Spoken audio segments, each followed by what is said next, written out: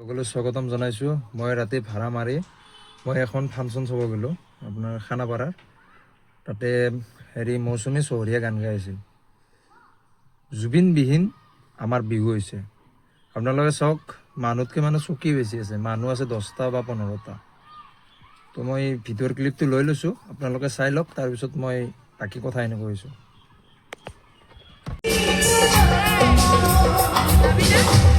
ধন্যবাদ। ইয়াৰ পিছত আৰু জুবিনদাৰ বহুতো গীত গাম, কিন্তু যিহেতু আজিৰ দিনটো ভূপেনদাৰ গীতৰ নামত উৎসৰ্গিত হৈছে, তেখেতৰ এটি গীত গাবলৈ লৈছোঁ।